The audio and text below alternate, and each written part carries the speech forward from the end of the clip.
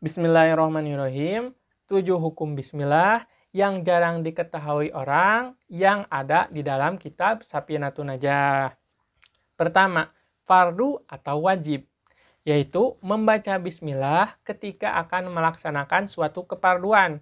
Contohnya membaca bismillah di dalam sholat ketika membaca surat Al-Fatihah. Kenapa dihukumi wajib? Karena menurut madhab Syafi'iyah, bismillah itu merupakan ayat pertama dalam surat Al-Fatihah.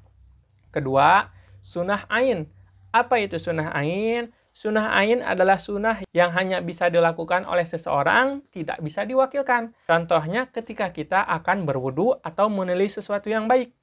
Nah, membaca bismillah sebelum melakukan dua hal tersebut atau semisalnya, maka membaca bismillahnya dihukumi sunnah ain. Ketiga, sunnah kifayah. Apa itu sunnah kifayah? Yaitu kesunahan yang apabila seseorang membacanya, maka gugur kesunahan orang lain untuk membacanya. Contohnya seperti apa? Contohnya ketika kita makan bebarengan atau seperti halnya ngaliwat. Nah, ketika kita makan bebarengan tersebut, ada orang yang membaca bismillah, maka kita tidak disunahkan lagi untuk membaca bismillah. Dalam arti, bismillah orang tersebut telah mencukupi kesunahan bagi orang yang makan bebarengan tersebut. Keempat, haram. Haram membaca bismillah apabila akan melaksanakan sesuatu yang haram.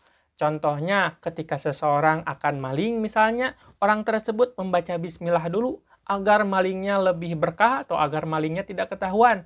Nah, membaca bismillah ketika sebelum maling ini atau sebelum melaksanakan sesuatu yang haram ini dihukumi haram dan akan mendapatkan dosa.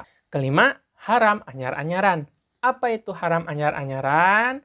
Haram anyar-anyaran adalah perbuatan yang halal yang dilakukan dengan perantaran sesuatu yang haram.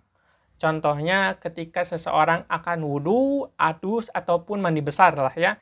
Nah, orang tersebut wudhu atau mandi besarnya ini menggunakan air hasil gosob. Gosobnya dihukumi haram, tapi membaca bismillahnya ketika akan melaksanakan wudhu atau akan melaksanakan mandi besar tersebut tetap dihukumi sunnah.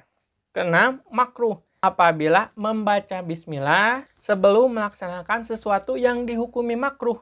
Kalau di sini contohnya ketika seseorang suami akan melihat parji atau kalau bahasa Jawanya itu loket godegan ya. Tapi kalau bahasa umumnya ini, nah ketika si suami ini membaca bismillah sebelum melihat hal tersebut, maka membaca bismillahnya itu dihukumi makruh walaupun punya istri sendiri. Kalau istri orang lain ataupun wanita yang bukan mahram kita melihatnya, itu dihukumi dosa.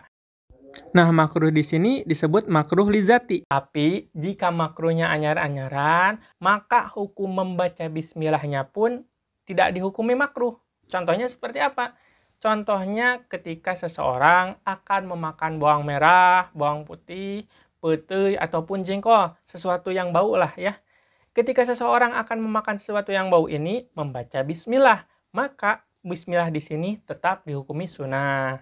Ketujuh, ibahah atau mubah, yaitu ketika seseorang akan melaksanakan perkara mubah, seperti halnya memindahkan barang dari satu tempat ke tempat yang lain. Nah, perbuatan tersebut dihukumi mubah, bukan sunnah. Nah, walaupun bismillahnya itu dihukumi mubah alias boleh, tetapi tetap mendapatkan pahala karena bacaan bismillah tersebut. Nah, itulah tafsilan atau perincian 7 hukum membaca bismillah. Mohon maaf bila ada yang salah. Wallahu a'lam.